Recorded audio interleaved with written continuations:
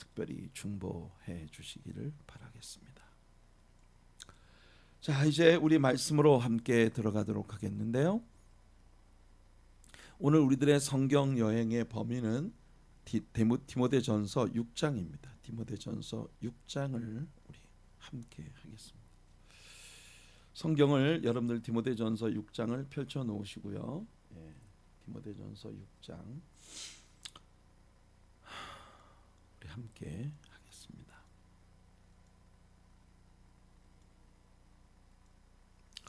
자, 디모데전서 6장에 들어가면서 바울 사도는 여러분 이 디모데전서라는 책이 바울이 그의 믿음의 아들이면서 바울의 동역자, 예수 그리스도의 좋은 군사로 바울과 함께 다니는 그리스도인의 이 영적 전쟁에 있어서의 동역자로서의 그런 위치에 있었던 디모데에게 맡긴 에베소 교회를 효과적으로 섬길 수 있는 그런 그 여러 가지 다양한 목회의 기술적인 부분들과 영적인 부분들을 전해주고 있는 그런 목회 서신입니다. 디모데 전후서와 디도서 세 권의 책이 Pastoral Epistle, 이게 목회 서신이라고 일컬어지는 책인데요. 우리 디모데 전서의 오늘 마지막 장에 당도했습니다. 자, 바울 사도는 이 디모데전서 6장에서 우리에게 오늘을 크리스찬으로 살아가는 우리 신자들에게 굉장히 중요한 그런 그 이야기를 해줍니다. 우리 정말 정신을 똑바로 차리고 오늘 저녁 바울 사도가 디모데에게 들려주고 있는 이 말씀 우리가 정말 귀담아 듣고 하나님의 많은 은혜를 같이 나누는 우리들이 되기를 원합니다. 바울은 먼저 바울 당시에 모든 그 시대의 세계에 존재하고 있었던 이 종제도에 대한 이슈로 그의 이야기를 시작합니다. 어떤 사람은 성경이 종과 주인, 이 노예와 주인에 관한 이야기를 다루고 있다는 것을 들어서 성경이 노예 제도를 지지하고 있다라고 생각하는 그런 사람들도 있습니다. 심지어 노예 제도를 장려하고 있다. 하지만 여러분, 이건 하나님 말씀을 제대로 알지 못하는 사람들의 이야기입니다. 성경은 노예 제도에 대해서 분명한 이야기를 하고 있어요. 하지만 하나님의 원칙은요, 사람 위에 사람 없고 사람 밑에 사람 없습니다. 누가 누구를 종으로 부리고 노예로 삼는 것, 근본적으로 하나님께서 기뻐하시는 일이 아니에요. 그러나 하나님께서는 이 타락한 인간의 죄악된 성품이 그 사람들에게 차별을 두고 또 무엇보다도 물질 문제로 인해서 굉장히 가난하게 되어진 사람을 빚을 갚을 수 있는 능력이 없을 때 몸으로 대신 때워라. 그래서 종으로 엮이기 시작하는 이런 일들이 이제 사람들에게 있었고, 특히 히브리 사람들에게 그렇습니다. 하나님은 특히 같은 히브리 동족들 중에 누구도 노예로 삼아서는 안 된다는 말씀을 주셨는데, 그런데 노예들이 생길 수밖에 없는 이슈가 있었어요. 왜냐하면 하나님께서 누구에게 빚을 졌다면 그 빚을 반드시 갚아라. 만일 갚을 수 없으면 몸으로라도 가서 봉사를 해라. 그래서 그 집에 품삯을 받는 그런 이제 일꾼으로 들어가서 일을 해줌으로써 몸으로 봉사로 자기의 물질적인 빚을 때우는 이런 일을 하다 보니 대대로 종의 자식은 또 종이기 때문에 그래서 이제 종으로 묶여 있는 사람들이 있단 말이죠. 그래서 하나님은 히브리 동족들의 경우 6년 동안 종으로 봉사를 했으면 그 사람이 아직 갚지 못한 부채가 얼마나 많이 남아 있더라도 상관없이 7년째가 되는 해에는 안식년으로 완전히 풀어주라는 게 이 하나님의 뜻입니다. 구태여 종된 자가 비록 내가 안식년을 맞이했지만 그러나 나는 이 주인님이 너무 좋고 존경스럽고 이 주인님 밑에서 난 지금 너무 행복하고 또 주인님이 짝지어준 배우자와 결혼도 했고 또 자식들도 낳았기 때문에 나가려면 나 혼자 나가야 되는데 그렇게 살고 싶지는 않다. 그래서 주인에게 찾아가서 나는 영원히 당신에게 예속된 종이 되고 싶습니다. 반드 슬레이브, 완전히 평생 동안 자신을 이 주인에게 팔아버린 그런 본드 슬레이브가 되겠다고 하면 귀뚫린 종의 제도를 통해서 그 노예가 영원히 그 주인에게 예속된 종이 될 수도 있었습니다.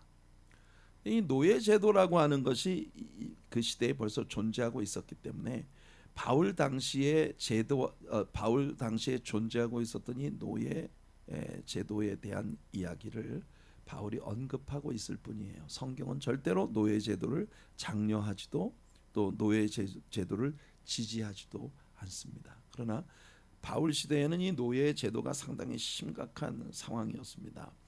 로마의 영향 아래에서 로마의 영향 아래에 있었던 전 세계에 노예가 모두 6천만 명이나 되는 노예가 있었다고 하니까 참 어마어마한 그런 그 60 million 이 그 로마의 영향 아래에 있었던 모든 지역들의 종들이 6천만 명이 존재를 했었다. 그렇다면 그 시대의 인구의 절반은 노예이고 절반은 노예를 부리고 있는 주인인 이런 상황이 존재하고 있었다는 겁니다. 자, 그런데 이 이슈들 그렇다면 오늘날 무슨 노예도 없고 종도 없는데 왜 우리가 노예 제도나 종의 제도에 대해서 언급하고 있는 이 성경을 우리가 배워야 해? 이 시간에 크리스천들에게 이게 무슨 도움이 된다고? 여러분, 이때 당시에 바울이 이야기하고 있는 노예와 종의 관계는 오늘날 우리 시대에 어떤 사람에게 고용되어서 일을 하는 그런 그 직원, 그러니까 고용인과 고용주, employee와 employer, 이 고용인과 고용주의 관계 속에서 아주 유용하게 적용될 수 있는 그런 가르침이 이 속에 있기 때문에 우리는 이 말씀을 귀담아 듣고 또 배워야 한다는 것입니다. 자, 이것을 염두에 두고 1절로 들어가 볼게요. 바울이 말합니다. 무릇 멍에 아래에 있는 종들은, 그러니까 멍에 아래에 있다는 건 뭐예요? 어떤 계약에 의해서 묶여 있는 겁니다. 여러분들이 어떤 회사에 직원으로 들어간다고 할 때에, 어떤 회사에 여러분이 직원으로 들어간다고 할 때 여러분들은 그 직원으로서 그 회사에 들어갈 때 그 회사의 직원에 관련되어진 규약에 여러분들은 묶이는 겁니다. 그래서 출근은 몇 시까지 해야 하고 몇 시까지 일해야 하고 또 1년 동안의 휴가는 며칠을 얻을 수 있고 이런 근무 조건들에 관련되어진 규약에 묶여 있어요. 그렇기 때문에 이것을 멍에 아래에 있는 종들이라고 말을 하는 겁니다. 이 사람들은 자기의 상전들, 그러니까 나를 이 직장에서 고용하고 있는 나의 고용주들에게 범사에 마땅히 공경할 자로 알지니. 그러니까 여러분, 우리가 어떤 직장에 여러분들이 다니고 있다면 여러분 직장의 고용주, 여러분을 고용하고 있는 보스를 당연히 존경해야 합니다. 리스펙트해야 합니다. 이것은 무슨 주종 관계에 관련된 것이 아니에요. 여러분 한번 생각해 보세요. 여러분들이 어떤 직장에 고용되어 있다 할 때 그 고용주가 여러분들에게 봉급을 주면서 여러분들을 하여한 이유가 뭐겠어요? 그 고용주가 가지고 있는 비전과 그 회사의 꿈들을 펼치는 것을 위해 네가 열심히 일해라. 대신 너에게 그에 상응하는 재물로 내가 너를 백업해 주겠다. 이런 약속 아니겠습니까? 그러니까 당연히 어떤 회사의 직원으로 일을 하는 사람, 그 회사의 사주를 존경해야만 합니다. 나를 고용하고 있는 사람이고 그 사람이 나에게 봉급을 주는 사람이에요. 그 사람이 내게 봉급을 주어서 내가 내 가족들을 부양하고 내 자녀들에게, 너무나 예쁜 내 자녀들에게 옷을 사 입히고 신발을 사 신기고 내 자녀들이 정말 갖고 싶어하는 그런 장난감도 사주고 나의 삶을 영위해 나갈 수 있기 때문에. 근데 여러분들이 만일 어떤 직장에 고용이 되어 있는데 여러분들이 그 직장을 정말 지독하게 미워하고 항상 그 직장을 해롭게 만드는 그런 불평과 원망과 그런 일들로 늘 옆에 있는 같은 직원들을 막 이렇게 충동질을 하고 해서 회사에 해를 끼친다면 결국은 회사가 망해요. 회사가 망하면 여러분이 직장을 잃는 겁니다. 그러니까 여러분들이 누군가에게 고용되어 있다면 나를 고용하고 있는 그분이 나에게 페이를 하는 것이기 때문에 거기에 상응하는 일을 내가 열심히 해야 하고, 무엇보다도 나를 하이어한 나의 보스를 존경하는, 리스펙트하는 마음을 가져야 된다는 겁니다. 그런 마음이 필요하다고 바울이 얘기해주고 있는 거예요. 이게 지금 디모데에게 네가 가르치는 성도들에게 이런 부분을 꼭 가르쳐라.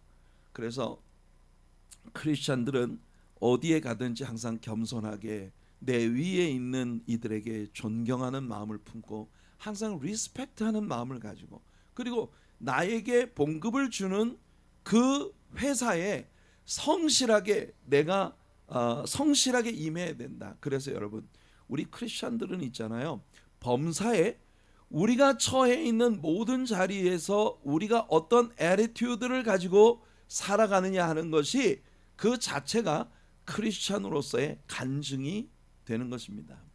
특히 내가, 여러분들이 가는 곳마다 어떤 곳에서 내가 예수 믿는 사람이에요, 나는 교회 다녀요, 나는 하나님의 사랑교회라는 교회에 다니는 사람이에요 라고 여러분들이 이야기한다면, 여러분들이 그곳에서 일을 할 때 여러분들이 그에 상응하는 합리적인, 그리고 성실한, 무엇보다도 아주 faithful한 그런 일꾼이 되어줘야 된다는 겁니다. 쉬는 시간이 10분 동안 이제 휴식을 하게 돼 있어요. 그런데 10분간 휴식해놓고 한 30분 동안 나가서 노닥노닥 옆에 사람하고 이야기하고, 특히 옆에 있는 사람한테 뭐 이야기를 하는데 왜 이렇게 노는 시간이 기냐, 왜 빨리 일하도 일자리에 돌아오지 않느냐, 그러면 하는 말이 내가 지금 이 사람 전도하고 있는 중이에요. 여러분, 그 시간은 여러분이 누구한테 전도할 시간이 아닙니다. 그 시간은 여러분들 그 사람 데리고 성경 공부할 시간이 아니에요. 그 시간은 여러분들에게 봉급을 주는 그 주인을 위해서 일을 해야 하는 시간입니다. 그러니까 내게 봉급을 주는 그 주인을 위해서 일해야 하는 시간을 잘 지키는 것, 이게 마땅히 크리스찬들로서 해야 할 일이라는 겁니다. 그러니까 여러분들이 직장에 다니는데 화장실 앞에 있는 그 밴딩 머신 앞에서 다른 사람하고 만나서 노닥노닥 이야기를 하고 있다면, 여러분들이 그런 일을 하도록 여러분들이 고용주가 여러분들에게 봉급을 주는 게 아니에요. 그렇기 때문에 크리스찬들은 무슨 일을 해도 내가 지금 하고 있는 나의 삶의 애티튜드가 내가 예수님의 사람이라고 하는 것을 사람들에게 보여주는 간증이 될 수 있다는 걸 항상 염두에 둬야 된다는 겁니다. 또한 크리스찬들은요, 그들의 삶 속에서 항상 매너가 있어야 돼. 매너. 그 크리스찬들의 매너라고 하는 건 뭐냐 하면은 이 크리스찬들이 머물다가 떠난 자리는 항상 일반 다른 사람들하고 확연히 표시가 나는 그런 모습을 가져야 된다는 겁니다. 여러분들 어디 머물다가 떠났어요. 예를 들면 우리가 어떤 리트리트 센터를 빌려서 거기에서 우리가 캠프를 가졌다 합시다. 그럼 캠프가 끝나고 난 다음에 여러분들이 이제 다 보따리를 싸가지고 캠프 끝나고 난 다음에 교회로 돌아왔어요. 그러면 그 리트리트 센터의 직원들이 여러분들이 떠난 뒷자리를 이제 정리를 할 거 아니겠어요? 그런데 이게 웬일이에요? 여러분들이 잠잤던 그 침상, 그 리트리트 센터이 가지고 있는 어떤 그 규약에 따라서 여러분들이 뒷정리를 너무나 깨끗하게 해놓고, 어디 직원들이 들어가서 굳이 빗자루와 이 쓰레받기를 들고 들어갔는데 뭘 치울 게 아무것도 없어요. 너무너무 올 때보다 더 깨끗하게 만들어 놓고 그리고 그 자리를 떠났다. 그러면 여러분들에 대한 피드백이 그 리트리트 센터에서부터 이제 교회로 돌아오는 겁니다. 야, 당신들 교회는 정말 너무너무 매너 있고 아주 훌륭한 성도들이었어요. 당신들이 우리 리트리트 센터에 또 왔으면 좋겠어요. 이런 레퓨테이션이 쌓이게 되는 겁니다. 그런데 크리스찬이라는 사람들이 어디에 머물렀다가 떠났는데 그 떠나고 난 뒷자리를 보니 그 뒷자리가 그냥 정말 너무나 쓰레기장 같이 만들어 놓고 여러분들이 떠났다면, 그 직원들이 여러분들이 떠난 뒷자리를 정리를 하면서 도대체 이게 크리스찬들의 삶이냐, 크리스찬이라는 게 이런 사람들이냐 하는 이런 이야기를 하지 않겠습니까? 자, 특별히 바울 사도는요, 너를 고용한 사람에게 최대한 존경심을 보여라. 여러분, 여러분들의 위에 있는 보스에게 여러분들이 리스펙트를 해야 된다는 겁니다.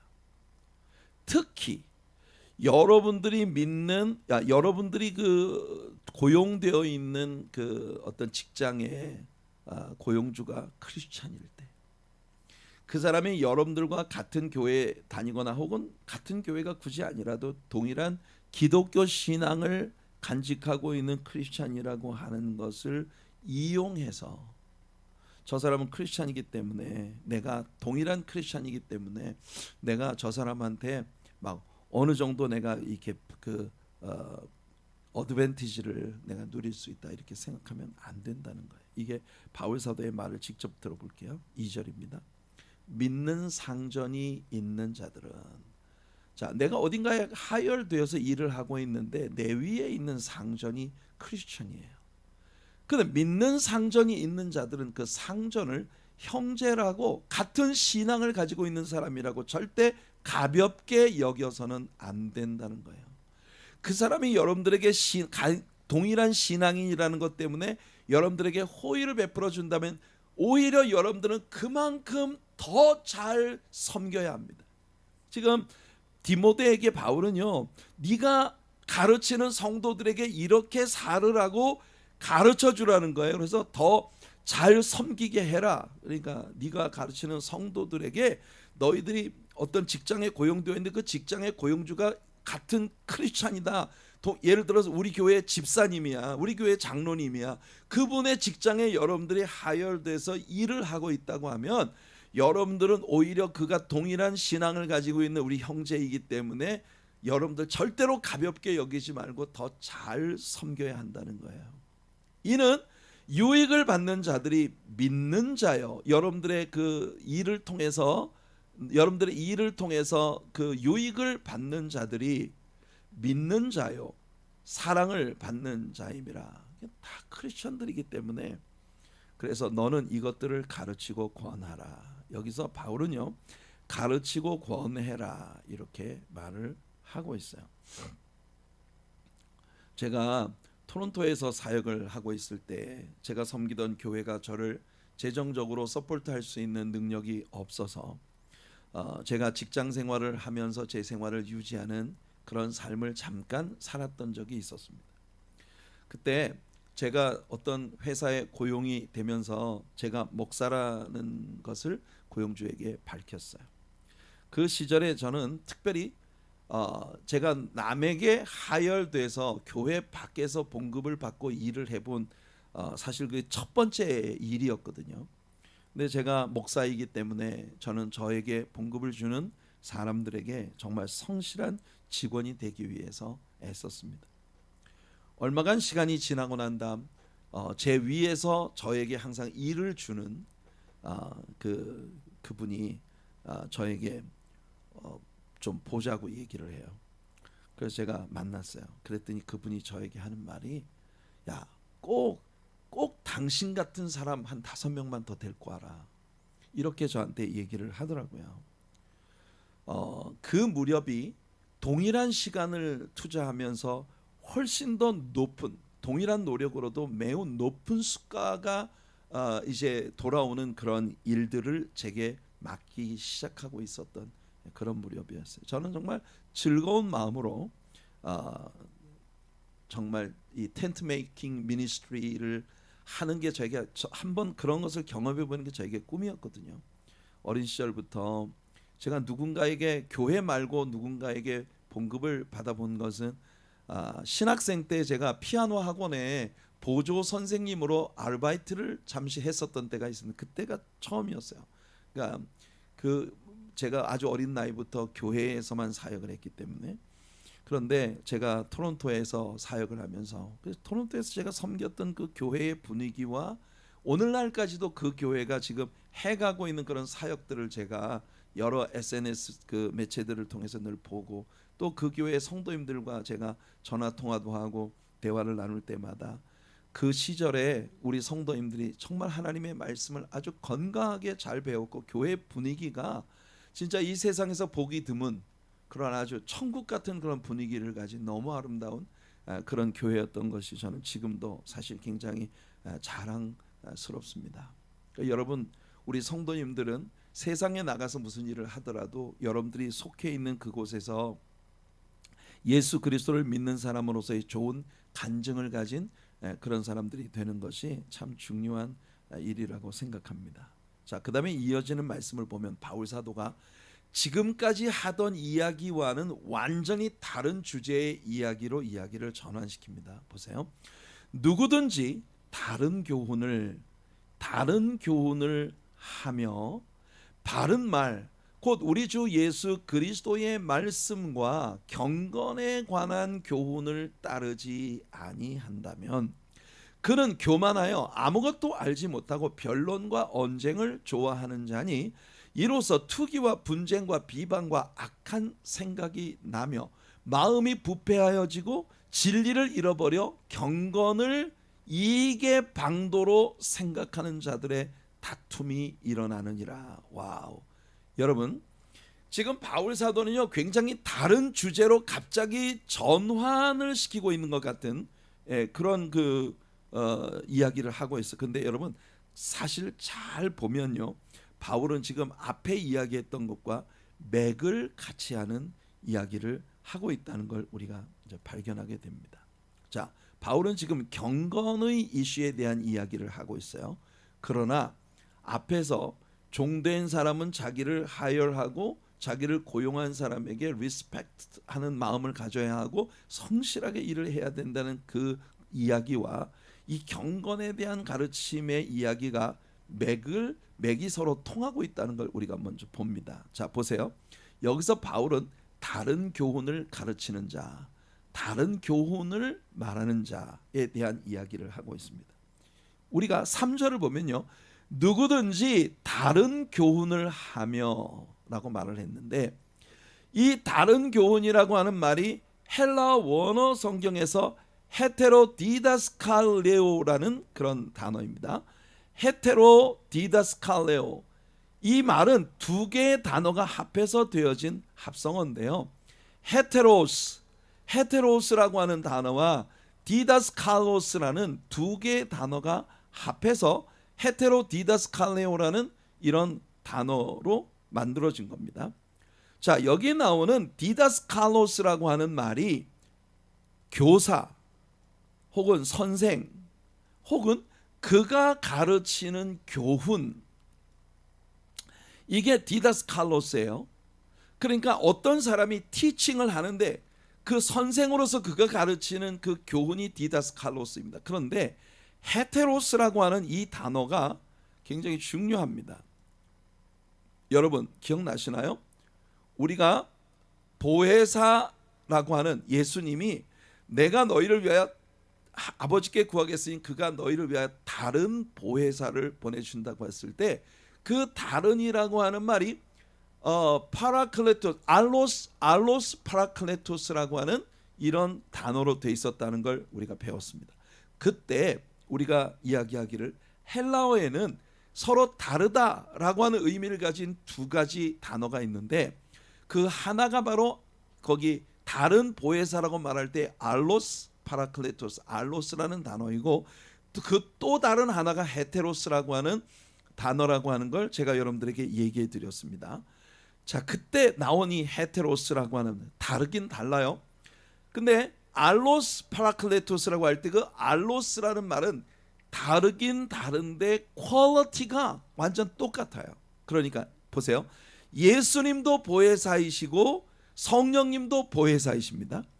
그런데 다른 보혜사라는 건 예수님과 성령님이 분명히 구별되어진 다른 존재라는 거예요.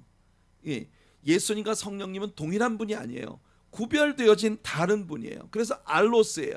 하지만 퀄리티가 완전 똑같은 동일 본질을 가지고 있는 분이다. 그래서 여러분 다르긴 다르지만 예를 들면 이걸 뭐 삼위일체의 논리로 이제 끌고 가면은 단순하게 설명을 할 수가 없는데 예를 들어서 여러분들이 렌터카 회사에 여러분들이 온라인으로 자동차를 신청을 했어요. 자동차를 신청을 했는데 여러분들이 예를 들어서 동일 차종, 그러니까 여러분들이 예를 들어 닛산 알티마라는 자동차를 여러분들이 렌트를 하겠다고 올더를 했다고 가정해 봅시다. 근데 닛산 알티마는 중형 세단이거든요. 근데 여러분들이 회사에 가보니까 죄송합니다, 닛산 알티마가 다 렌트아웃 되고 지금 닛산 알티마와 동일한 퀄리티를 가진 다른 자동차, 예를 들면 무슨 다지의 네온이라든지 아니면 또 닛산 알티마하고 같은 차종이 현대로 이야기하면은 아마 제네시스나 제네시스까지는 아니고 뭐 그런 소나타의 최고 사양을 가진 자동차, 이런 것과 퀄리티가 같아요. 그러니까 이건 다른 차지만 내가 이 차를 렌트를 해주겠습니다라고 이야기를 하면 이게 알로스예요. 그러나 헤테로스라고 하는 건 뭐냐면 본질적으로 완전히 달라요. 퀄리티가 완전히 틀려요. 그래서 여기서 이 다른 교훈이라고 하는 데에서 이 헤테로스라고 하는 이 단어가 완전히 비슷한 척하지만 그 내용의 본질이 완전히 다른 그런 교훈이라는 거예요. 그러니까 여러분, 사람들이 이 교회에 와서 하나님 말씀을 들을 때 다 뭐 목사님들 말하는 게 다 크게 그거지, 거기서 거기고 다 그렇게 얘기를 합니다. 하지만 여러분은 정말 그 중에는 여러분들이 그 말씀을 지속적으로 들을 때 여러분들의 영혼에 굉장히 해를 끼치는 그런 이야기들이 섞여 있는 그런 교훈들이 있을 수 있단 말이에요. 지금 바울은요 그 이야기를 우리에게 하고 있는 겁니다. 여기 헤테로 디다스칼레오라고 하는 이 단어는 헤테로스와 디다스칼로스라는 두 개의 단어가 합해서 비슷하게 강의를 하는 것 같지만 내용에 들어가 보면 본질상 완전히 다른 요소들이 그 속에 포함되어 있어요. 그러니까 여러분, 원래 이단이라고 하는 것이 뭐냐면 달을 이 끝단입니다. 한문으로 끝이 다르다는 거예요. 다 비슷해, 전부 비슷한데 단어 하나만 싹 트위스트 시켜놓으면 거기에서 완전히 이단적인 논리가 나올 수 있는 거예요. 그러니까 본질적으로 다른 거예요. 그런데 그 본질적으로 다른 가르침을 주는 사람이 주 예수 그리스도의 말씀, 오직 하나님의 말씀에 대한 가르침과 경건에 관한 교훈을 따르지 않는다면 모든 게 다 같은데, 그런데 바울 사도가 여기서 아주 심각한 이야기를 하나 했어요. 그게 뭐였느냐 하면은, 보세요, 이 사람은 교만하여 아무것도 알지 못하고, 이런 사람들이 있으면요 항상 변론과 논쟁이 생기고 투기와 분쟁과 비방이 생기고 이런 일들이 조장이 됩니다. 그런데 그게 끝내 마음이 부패해지고 진리를 잃어버려서, 잘 보세요, 여기 이게 중요해요, 경건이라고 하는 것을 표방하지만 그 경건을 이익의 방편으로 생각하는 자들이 된다는 겁니다. 이게 바울이 이야기하는 굉장히 중요한 논리예요. 여러분, 기독교인들의 그 부흥운동의 여러 가지 아류들 가운데 보면은 진짜 예수 그리스도에 대한 복음의 논리를 완전히 왜곡시켜서 소위 은사운동이라는 이름으로 비성경적인 논리들이 가미되어진 신비주의 운동을 하는 자들이 있습니다. 이런 사람들은요, 이 가르치는 그 티칭의 내용 속에 뭐가 있냐면 예수를 제대로 믿으면 다 부자가 된다.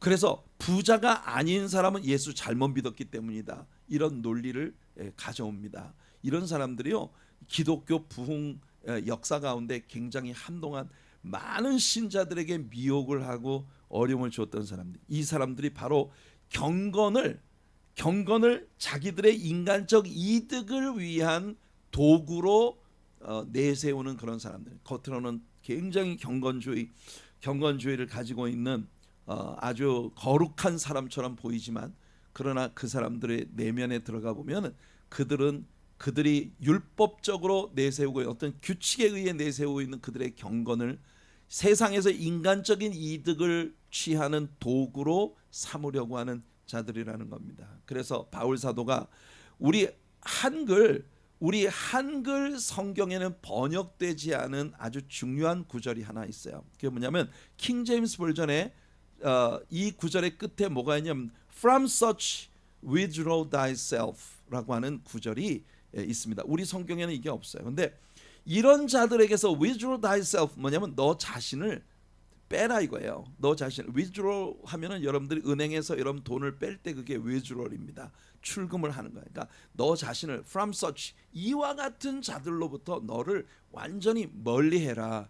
상종하지 말아라. 그들에게 관여하지 말아라. 이런 이야기를 바울이 지금 가르치고 있는 겁니다. 여러분 이거 굉장히 중요합니다. 그래서 신앙 생활을 하면서 여러분들이 기독교라는 이름으로 신앙의 이름으로 누가 뭔가를 말한다고 해서 그게 다 동일한 의미를 가지고 있는 복음이라고 생각하면 여러분들 안 돼요. 그런데 이 경건을 자신의 개인적 이득에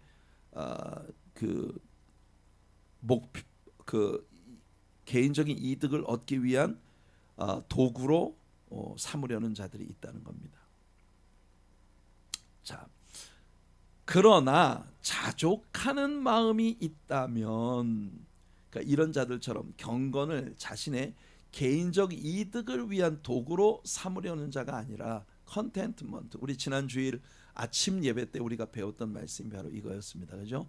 만일 그에게 자족하는, 하나님께서 자신에게 주신 모든 위치에 대해서 스스로 자족할 수 있는 마음을 갖고 있다면 그에게 있어서 경건은 큰 이득이 된다. 이 큰 이득, great 뭐였었죠? 큰 이득이 된다.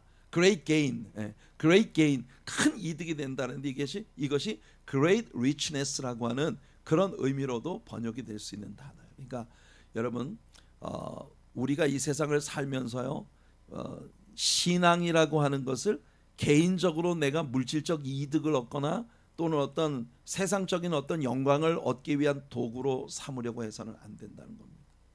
그러니까 우리가 세상에 아무것도 가지고 온 것이 없으면 이게 지난주일 아침 설교의 내용이었습니다. 그죠? 세상에 아무것도 가지고 온 것이 없으면 또한 아무것도 가지고 가지 못하리니 우리가 먹을 것과 입을 것이 있는즉 족한 줄로 알 것이니라. 그렇습니다. 우리가 살아가는 세상을 여러분들 정말 나그네와 같이 산다고 늘 이야기하잖아요. 그렇다면 이 땅에서 우리가 살아가는 동안 물질이라는 건 사는 동안에 먹을 것과 입을 것이 있으면 사실은 족하다. 무슨 그렇게 막 지나치게 많은 지난 주일 아침에 제가 여러분들에게 얘기해 드린 대로 무슨 뭐 2조 8천억 8,193억 원을 복권으로 당첨을 받았다. 우리에게 그렇게 많은 돈이 정말 필요하지 않아요. 근데 그것이 진짜 비전 있고 세계를 구할 수 있는 그런 올바른 마음을 가진 사람에게 그런 돈이 주어진다면 이 사람은 그 물질을 통해서 정말 노벨상이라도 받을 수 있는 어떤 세상의 평화를 이룬다거나 무슨 대단한 일을 할 수 있겠죠. 네, 먹을 것과 입을 것이 있으면 만족해라. 그다음엔 여러분들이 신앙을 내 인간적인 이득을 얻고자 하는 도구로 삼으려고 하는 거 거기에 하나님의 큰 하나님이 원치 않으시는 그런 마음이 있다는 걸 바울은 얘기하는 겁니다. 그래서 바울이 말해 이제 물질 문제에 대한 이야기를 합니다. 부하려 하는 자들은 시험과 올무와 여러 가지 어리석고 해로운 욕심에 떨어지나니. 여러분 수단과 방법을 가리지 않고 부자가 되고 싶은 사람들이 있어요.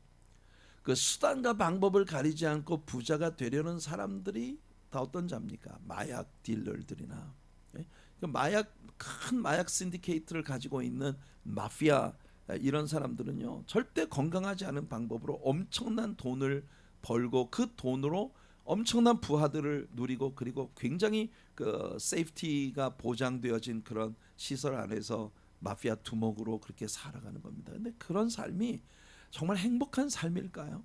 남에게 엄청난 해를 입히고 인신매매 막 이런 것들이 난무하는.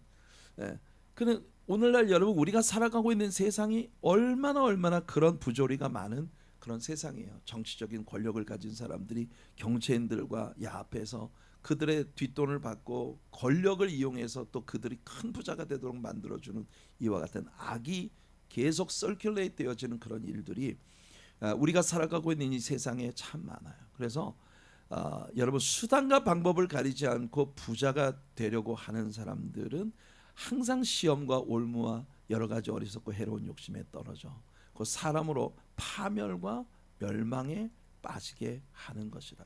그래서 바울 사도가 말합니다. 돈을 사랑함이 일만 악의 뿌리가 되나니. 여러분 이 구절을 잘 보셔야 돼요. 돈을 사랑함이 일만 악의 뿌리가 된다. 이것을 탐내는 자들은 미혹을 받아 믿음에서 떠나 많은 근심으로써 자기를 찔렀도다. 여러분들이 오해하지 말아야 되는 게 돈이 일만하게 뿌리라고 말하지 않았어요. 돈이 일만하게 뿌리가 아니라 돈을 사랑함이 일만하게 뿌리가 된다고 바울은 말했습니다. 그러니까 돈을 사랑하는 거. 돈이 악은 아니에요. 우리가 돈이 인생의 목표가 될 때 거기에서 일만하게 뿌리가 된다는 겁니다. 오늘 우리는 크리스천의 문화에 대해 이야기하고 있습니다. 크리스천에게는요, 크리스천다운 삶의 스타일이 있어요. 그것이 교회의 역사 가운데 교회를 아주 다른 공동체들과 분리시키는 유니크한 그런 공동체가 되게 만들어주는 힘이죠.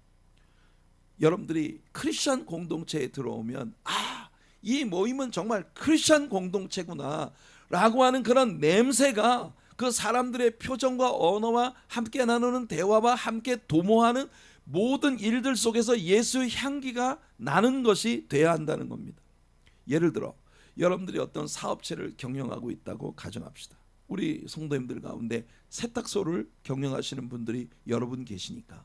근데 여러분들의 그 커스터머가 여러분들에게 올 때는 그냥 나는 응당한 돈을 내고 내 옷을 그냥 세탁하고 싶었던 것뿐이에요. 그런데 왠지 여러분들의 가게에 들어오는 손님들이 여러분들과 대화를 나누고 여러분들에게서 새롭게 세탁된 옷을 건네받을 때 진심으로 그 커스터머를 케어해주는 여러분들의 마음속에 들어있는 예수님의 사랑의 향기가 왠지 모르게 이 집에 와서 내가 세탁을 하면 옷만 세탁하고 가는 게 아니라 왠지 내 영혼까지 싹 세탁이 되는 것 같은 그런 아주 상쾌함과 행복함이 느껴져. 이런 생각을 하게 되는 거예요. 여러분들이 음식점을 경영한다. 당연히 그 음식에 해당되는 값을 지불하고 나는 음식을 한 그릇 사 먹었을 뿐인데 그 가게 전체에서 느껴지는 그런 왠지 모르는 다른 가게와 확연히 구별되어진 친절함, 그 직원들이 막 굉장히 행복하게 이 가게에서 일하고 있다는 게 느껴지는 그런 모습. 왠지 그 가게 주인이 손님들을 만날 때 여러분들에게 진짜 아주 싸구려 재료를 사용을 해서 굉장히 많은 돈을 벌려고 하는 이런 사람 같지 않고 진짜 집에서 여러분들의 건강을 생각하는 어머니의 심정을 가지고 여러분들에게 정말 건강에 도움이 되면서도 아주 맛깔나는 그런 음식을 제공해서 여러분들이 맛있게 음식을 먹는 걸 보고 거기에서 행복을 느끼는 그런 이 식당 주인의 모습이 느껴질 때 여러분 이런 분위기를 풍기는 것이 바로 크리스천 문화라는 겁니다. 문화. 오늘은 우리가 컬처에 대해 얘기하고 있어요. 여러분이 사람들에게 뭘 팝니까? 그런데 여러분과 거래를 하는 사람들이 합당한 돈을 내고 거기에 상응하는 어떤 물건을 여러분에게서 가져가는 것으로 끝나는 게 아니라 왠지 여러분들은 그 사람들에게 난 예수 믿어요, 난 예수쟁이에요 이런 말을 안 해요. 내가 우리 교회 집사예요, 난 우리 교회 장로예요, 난 권사예요 이런 말 안 하는데도 왠지 여러분들을 만날 때마다 여러분들을 대할 때마다 그 굳이 영어를 잘 하기 때문만도 아니에요. 그런데 왠지 진심이 느껴지는 그런 마음, 그런 것을 풍기는 것이 바로 크리스천들의 문화라는 겁니다. 가만 보면 별로 뭘 가진 것도 없는데 그런데 다 쓰고 보면요 부족함도 또 없어요. 이게 크리스천들의 삶이라는 겁니다. 여러분 출애굽기에서 하나님이 처음으로 만나를 주셨을 때 어떤 사람은 막 욕심을 내가지고 많은 걸 거뒀어요. 근데 어떤 사람은요 그냥 가가지고 조금밖에 거두지 못했어. 근데 성경이 우리들에게 뭐라고 얘기를 하는 거 아니? 많이 거둔 자도 남지 않고 적게 거둔 자도 모자람이 없었다. 이게 하나님께서 우리에게 공급하시는 능력이고, 그것이 크리스천 문화의 신비입니다. 역사 가운데 교회 공동체들이 세상에 많은 선교사들을 보내고, 그리고 빈곤하고 어려운 사람들을 구제하기 위한 굉장히 많은 물질을 써요. 그런데 굳이 그런 일들을 하는 교회가 부자 교회일 필요는 없습니다. 그게 신비라는 거예요. 여러분, 이게 크리스천 문화의 신비입니다. 우리는 이런 공동체가 되는데 꿈이 있는 교회가 되기를 바랍니다. 우리 교회에 모여서 일을 하는 사람 중에 어느 누구도 나의 경건을, 종교적 경건을 이익의 도구로 삼으려는 자가 아무도 없기를 바랍니다. 우리 교회는 누구라도 와서 오직 예수 잘 믿고 성경 잘 배우고 정말 좋은 신앙이 되고자 하는 그런 노력, 그리고 교회에서 내가 무엇인가 봉사할 수 있는 찬스가 주어졌을 때, 내가 하나님의 사랑을 입었고 그 사랑을 받은 사람으로서의 삶을, 교회에서 말씀을 통해서 배운 것을 프랙티스할 수 있는 기회를 얻었다, 이런 해석을 가질 수 있는. 그러니까 왜 남들이 안 하는 걸 나는 왜 해야 돼? 남들이 안 하는 거 왜 나 혼자만 희생을 해야 돼? 아직도 여러분들의 마음 안에 이런 마음이 있다면, 그건 여러분들 경건주의의 경건을 여러분들의 개인적 이득을 위해서 사용할 마음이 아직도 여러분에게 있다는 겁니다. 내가 손해를 늘 보는데, 누구라도 객관적으로 보면 저 사람은 항상 손해를 보는데, 그런데도 늘 행복해요. 왠지 아세요? 말씀에서 배운 걸 내가 프랙티스할 수 있는 기회가 나에게 주어졌기 때문에. 이런 차원으로 우리가 생각할 수 있는 거, 우리가 여러분 수단 방법 가리지 않고 오직 돈만 벌 수 있으면 뭐든지 할 수 있는 사람들이 되는 거, 그건 크리스천 공동체의 모습이 아니거든요. 제가 어떤 사람이 교회를 떠나요. 그래서 그 교회를 떠난 그분한테 왜 교회를 떠나게 되었는가 이유를 물었어요. 그랬더니 이분이 하는 말이, 나는 지금 어떤 모종의 비즈니스를 하고 있는데, 그 비즈니스는 우리 한인 커스터머들을 대상으로 하는 거기 때문에 나는 좀 큰 교회, 굉장히 많은 사람들이 모이는 곳에 가서 그 교회 성도들을 다 내 클라이언트로 만들어야 된다. 그게 교회를 옮기는 이유예요. 이 사람에게 신앙생활이라고 하는 건요, 내가 정말 말씀을 제대로 배우고 성령의 능력으로 예수 그리스도를 닮아가는 아름다운 한 사람의 크리스천의 영성을 지니는 그런 일이 목표가 아니고, 교회에 들어와서 많은 사람들이 모이는 곳에 가서 그 많은 사람들에게 내 비즈니스를 여러분 정말 부풀릴 수 있는 그런 많은 손님을 확보하는 것, 이것이 교회에 다니는 이유가 된다면, 이게 여러분 크리스천의 경건은 아니라는 겁니다.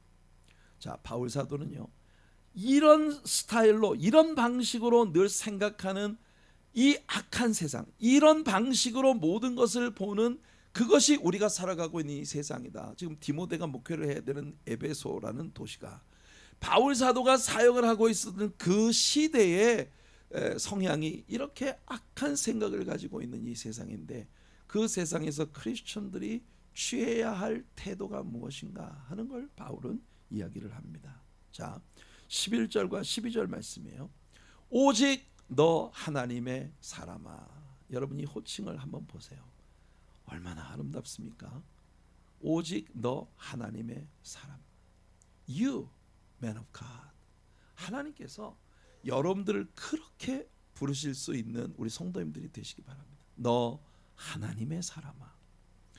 자, 이것들을 피하고, 우리가 있잖아요, 성경의 어떤 구절에서 제목식으로 말씀을 취하려고 하면 제일 편한 방식이 뭐냐면 그 문장 속에 있는 동사들을 찾는 겁니다. 그 문장 속에 있는 주어 구에 속해 있는 동사들을 분석해내면 여러분들이 이 말씀 속에서 제목식으로 접근할 수 있는 좋은 방법이 돼요.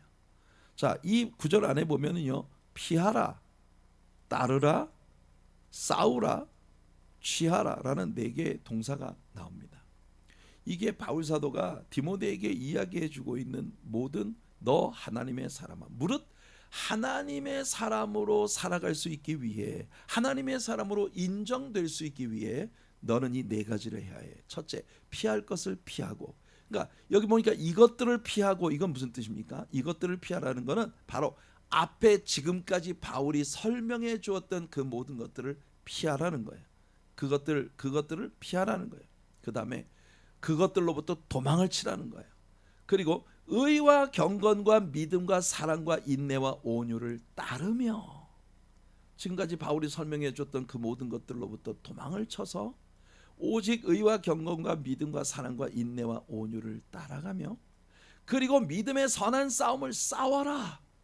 여러분, 우리가 정말 인간적인 것들을 버리고 하나님의 말씀이 우리에게 주는 바 의와 경건과 믿음과 사랑과 인내와 온유를 따라가는 일은요, 굉장히 많은 믿음의 선한 싸움을 우리들에게 요구하고 있다는 겁니다. 그리고 우리가 우리의 삶에서 영생을 취하라. 이 영생을 취한다는 건 우리가 우리 능력으로 쟁취할 수 있는 게 아닙니다. 하지만 너희들의 신앙생활의 궁극의 목적이 영생을 얻는 것이라는 점을 한시도 잊지 말아라. 너희들의 목표는 영생을 향해 나아가는 것이다. 여러분, 자질구레한 일들이 때때로 우리를 화나게 만들고, 때때로 우리를 시험에 빠지게 만들고, 때때로 우리들에게 그냥 올무가 되고 여러 가지 어려움. 그런데 이 모든 것들에서 믿음의 선한 싸움을 잘 싸우며 대범하게 살아갈 수 있는 방법은 뭐냐? 내가 가는 이 길이 영생을 향해 가는 길이라는 뚜렷한 목표가 여러분들에게 한시도 잊혀지지 않는 그런 삶을 살아가는 거예요. 내가 부르심을 받았고, 이를 위하여 내가 부르심을 받았고, 많은 증인 앞에서 선한 증언을 하여도. 네가 하나님의 사역자로 살아가는 부르심을 받은 그 모든 이유가 바로 이 영생을 취하는, 영생을 향해서 가는 그 길로 너를 가게 하기 위한 것이기 때문에, 그래서 우리는 바울 사도가 디모데에게 준 네 가지 가르침, 피하라, 따르라, 싸우라, 취하라. 이 네 가지 바울의 가르침을 우리 마음속에 꼭 두고 믿음의 선한 싸움을 싸우는 일에 여러분들 정말 온 전심을 다할 수 있는, 왜냐하면 우리가 이 믿음의 선한 싸움을 싸우는 이유가 내가 지금 가는 길이 영생을 향해 가는 길이라는 이 확고함이 우리에게 있을 때 가능하니까. 우리가 믿음의 선한 싸움을 싸우기 위해 앞서간 믿음의 선진들의 모습을 따라가는 것이 굉장히 우리에게 필요하죠. 여러분들 기억나십니까? 아가서에서 솔로몬이 술람미 여자에게 네가 정말 너의 사랑하는 자가 양떼들을 먹이는 곳을 보고 싶으냐? 그러면 그 양무리들을 먹이는 목자들을 따라가라. 우리가 성경 가운데 있었던 에녹의 발자취를, 아브라함의 발자취를, 다윗의 발자취를, 모세의 발자취를 우리가 열심히 따라가다 보면 우리가 우리 인생에서 그들을 가르치고 그들을 이끄신 예수님이 계신 곳으로 나아갈 수 있다는 겁니다. 이 얼마나 아름다운 일이에요. 자, 여기 13절에서 바울은 디모데에게 이제 명령을 하는데요, 굉장히 강한 어조로, 아주 강력한 어조로 바울은 명령을 합니다. I charge you, 이렇게 말을 합니다. 이 I charge you라고 하는 것은요, 군사 용어예요. 상관이 부하에게 반드시 따라야 할 어떤 명령을 내릴 때 charge입니다. I charge you. 바울은 그런데 게다가 그냥 단순히 바울이 그냥 명령만 하는 게 아니에요. 누구 앞에서? 보세요. 13절을 보시면 만물을 살게 하신 하나님 앞과, 이분은 성부 하나님입니다. 성부 하나님, 모든 만물을 창조하시고 그 모든 만물에 생명을 부여하시고 그것들을 유지하시는 창조주이시며 유지자이시며 천지의 주제이신 성부 하나님 앞에서, 그리고 본디오 빌라도를 향하여, 다시 말해 십자가를 눈앞에 두고 선한 증언을 하신 그리스도 예수 앞에서, 보세요. 바울 사도는 성부 하나님과 성자 예수님의 면전에서 내가 I charge you, 내가 너에게 명령을 내린다. 그러니까 굉장히 아주 강력한 어조로 바울은 이 명령을 지금 내리고 있습니다. 뭐라고 명령을 내립니까? 우리 주 예수 그리스도께서 나타나실 때까지 흠도 없고 책망받을 것도 없이 이 명령을 지키라. 자, 바울이 디모데에게 주었던 명령이 뭐예요? 바울이 디모데에게 주었던 명령은 다름 아니라 피할 것을 피하고 따를 것을 따르고 선한 싸움 싸우고 그리고 영생을 취해라.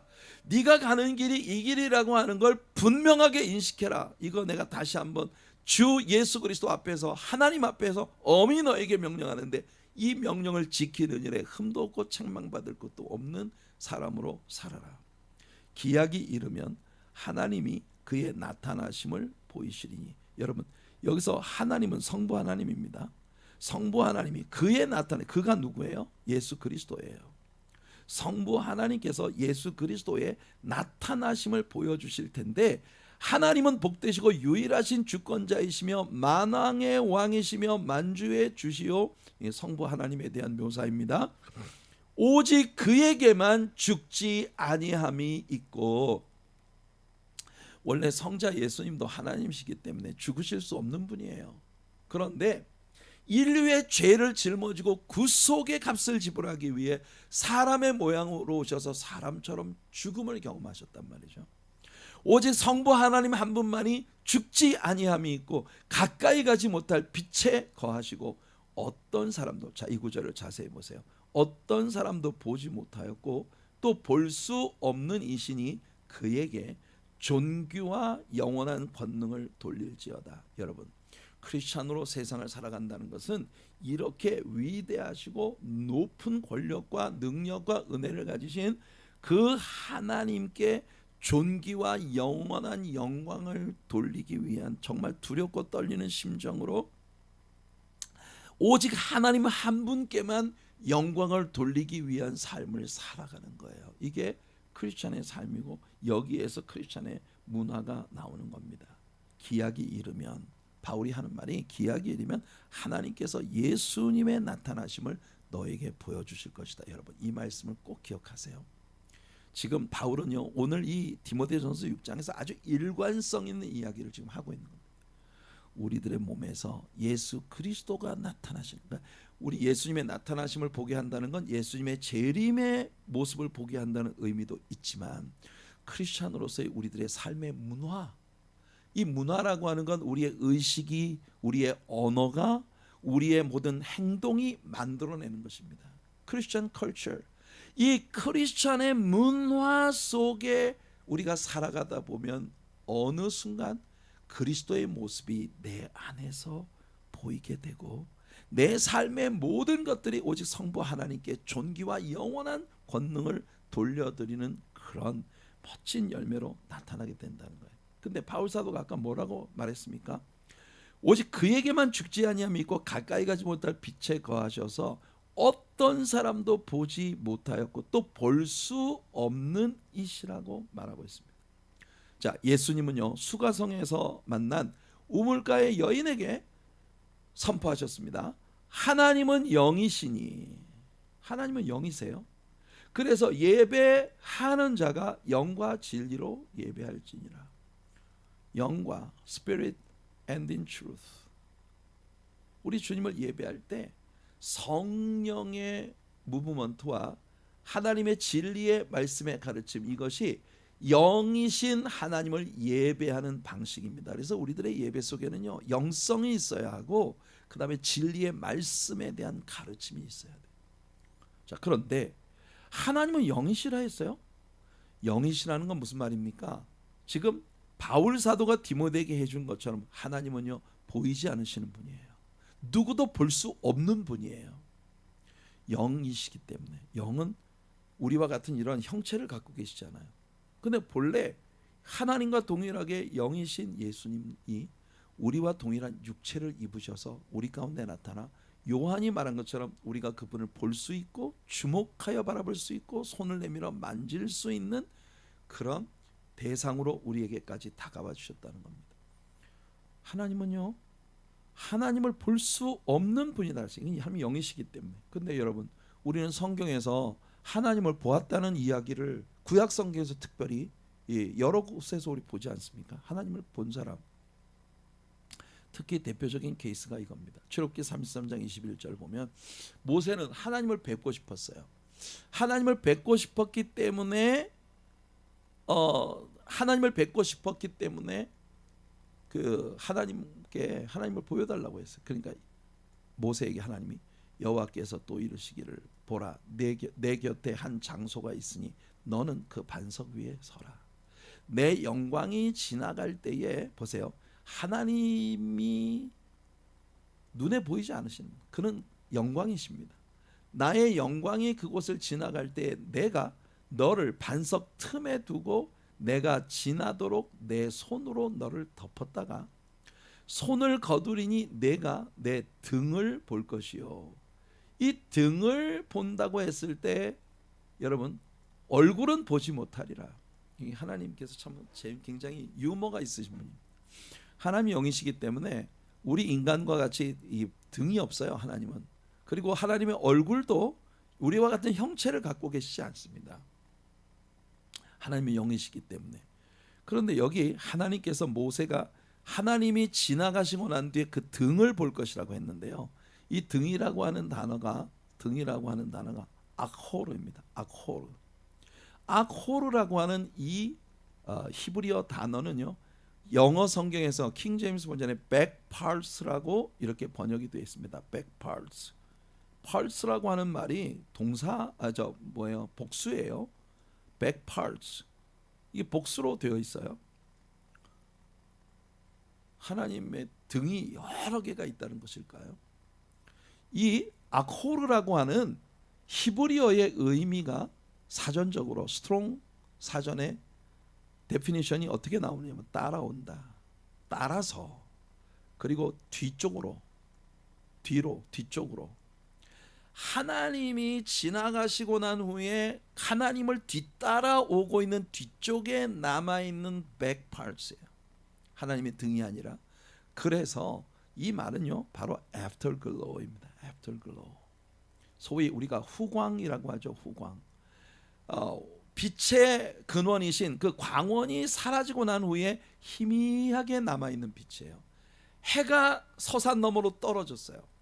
해는 떨어졌지만 그 해가 만드는 해진 후에 석양이 하늘의 빛으로 남아있습니다. 이게 afterglow예요. 누구도 하나님을 본 자가 없다. 볼 수 없습니다. 그게 바울의 가르침이에요. 그렇다면 사람들에게 보여주시는 하나님의 존재는 모두 독생하신 하나님, 독생자 예수님의 현현이었다는 것. 사실 우리는요 이 말씀을 수도 없이 배웠습니다. 그죠? 여러분 제가 무슨 말씀을 여러분들에게 인용할지 이미 다 알고 계시죠? 요한복음 1장 18절을 보면 본래 하나님을 본 사람이 아무도 없으되 아버지 품속에 있는 독생하신 하나님, 즉 예수 그리스도가 하나님의 모습을 나타내셨다 그 말입니다. 그러니까 예수님은 우리가 예수님을 볼 때 그에게서 하나님이 어떤 분이신지를 읽을 수 있는 그런 분이셨다 그 말이에요. 그렇기 때문에 예수님은요 예수님 자신을 본 자는 아버지도 보았다고 말씀하시는 겁니다. 요한복음 8장 19절에 보면 예수님 말씀하십니다. 이에 그들이 묻되 내 아버지가 어디 있느냐? 예수께서 대답하시되 너희는 나를 알지 못하고 내 아버지도 알지 못하는도다. 나를 알았더라면 내 아버지도 알았으리라. 당시 종교 지도자들이 하나님께서 하나님의 모습을 그들에게 변증하기 위해 보내주신 하나님의 현현이신 화육하신 하나님인 예수 그리스도를 그들에게 보내주셨는데 그 종교 지도자들이 구약의 모든 예언자들의 예언을 완전히 성취시키신 그 예수님을 받아들이지 않았단 말이에요. 그 예수님을 받아들이지 않았기 때문에 그들은 결국 예수님을 보내신 아버지도 모르는 무식한 자들이다. 이게 예수님의 변론입니다. 예수님은 제자들에게 말씀하셨어요. 너희가 나를 알았더라면 내 아버지도 알았으리로다. 이제부터는 너희가 그를 알았고 또 보았느니라. 왜? 너희는 나를 보았기 때문에. 너희는 나를 알기 때문에. 이제부터는 너희가 하나님을 알고 하나님도 이미 보았다. 빌립이 말합니다. 이 참 정말 자다 봉창 두드리는 소리 하는 거예요. 이게 남의 다리 긁는 소리는. 빌립이 이르되 주여 아버지를 우리에게 보여주옵소서 그리하면 족하겠나이다. 예수님이 이렇게 말씀하시는데도 그 뜻이 뭔지를 모르는 거예요. 예수께서 이르시되 빌립아 내가 이렇게 오래 너희와 함께 있으되 내가 나를 알지 못하느냐? 나를 본 자는 아버지를 보았거늘 어찌하여 아버지를 보이라 하느냐? 10절입니다. 내가 아버지 안에 거하고 아버지는 내 안에 계신 것을 내가 믿지 아니하느냐? 이건 믿음의 문제입니다. 내가 너희에게 이르는 말은 스스로 하는 것이 아니라 아버지께서 내 안에 계셔서 그의 일을 하시는 것이라. 여러분, 바울 사도가 오늘 디모데에게 가르쳐주는 이 교훈의 본질은 뭐냐 하면 크리스천들의 문화는 뭐냐? 결국 우리의 삶 속에서 예수님이 보이는 거예요. 우리의 삶에서 하나님이 보이는 거예요. 그게 크리스천 컬처리예요. 컬처를 만들기 위해 우리가 뭘 하는 게 아니라 예수님이 내 안에 계셔서 예수님을 본 자는 하나님을 본 것이듯이 나를 본 자는 예수님을 본 것과 같은 정말 그런 크리스천들의 모습을 우리가 갖게 되는 것, 이게 바로 주님이 우리들의 삶에 원하시는 것이라는 겁니다. 그래서 이제 남아있는 말씀들은요, 우리가 읽고 지나갑시다. 내가 이 세대에서 부한 자들을 명하여 마음을 높이지 말고 정함이 없는 재물에 소망을 두지 말고, 다시 여러분 물질에 대한 이야기로 돌아갔어요. 그죠? 그러니까 이게 디모데전서 6장에 완전히 일관성 있는 한 가지 이야기를 하고 있는 겁니다. 정함이 없는 재물에 소망을 두지 말고 오직 우리에게 모든 것을 후히 주사 누리게 하시는 하나님께 두며. 성도 여러분, 여러분들의 삶은요, 여러분들의 모든 소망을 오직 하나님께 두는 자가 되시길 바랍니다. 절대 경건주의를 내세워 그 경건으로 내 이득을 얻으려는 자가 아니라 우리가 믿는 그 모든 믿음이 하나님을 얻으려는 그런 선을 행하고 선한 사업을 많이 하고 나누어 주기를 좋아하며, 이게 크리스천들의 문화예요. 그렇기 때문에 기독교 역사 가운데 어느 곳에서나 예수 그리스도의 몸된 교회는 어려운 사람들을 위해 아낌없이 퍼주고 나눠주고 구제하고 선교하고, 여기에 교회들이 목숨을 거는 이유가 바로 이겁니다. 이것이 장래에 자기를 위하여 좋은 터를 쌓아 참된 생명을 취하는 것이니라. 궁극적으로 우리들의 영원한 열매는 바로 이거예요. 디모데야, 망령되고 헛된 말과 거짓된 지식의 반론을 피함으로 내게 부탁한 것을 지키라. 여러분, 어쩌면 정말 아비가 따뜻한 마음으로 자기 자식에게 하는 말 같지 않습니까? 이것을 따르는 사람들이 있어 믿음에서 벗어났느니라. 비극적으로 교회를 한참 다니다가 이 사람들이 이런 다른 가르침을 쫓아감으로 말미암아 신앙이 변질되고 믿음에서 떠난 자들이 있더라. 은혜가 너희와 함께 있을지어다 라고 하는 간략한 축도로 디모데전서가 모두 끝났습니다. 성도 여러분, 어떤가요? 오늘 디모데전서 6장은 정말 우리들에게 많은 감동을 주지 않습니까? 여러분, 우리가 예수를 오래 믿었으면 우리에게서 나타날 수 있는 자랑은 오직 하나. 우리에게서 나타날 수 있는 자랑은 오직 하나. 예수님의 형체가, 예수님의 향기가, 예수님의 모습이 우리의 삶을 통해서 자꾸만 나타나게 된다는 것. 그게 우리들의 목표가 돼야 하고 우리들의 삶의 자연스러운 열매가 돼야 한다. 이게 크리스천 컬처리예요. 우리는 문화를 만드는 사람이 아닙니다. 문화는 우리가 만든다고 만들어지는 게 아니에요. 우리의 의식과 지식, 그리고 우리의 인격, 우리의 성품, 우리의 언어, 우리의 표정, 우리의 삶의 행동 양식, attitude, 이것이 모여서 우리들의 문화가 되는 것입니다. 오늘 디모데전서 6장을 통해 우리가 배운 크리스천의 문화, 이것이 오늘 우리들의 마음속에 가득한 그런 우리들의 생이 되겠습니다.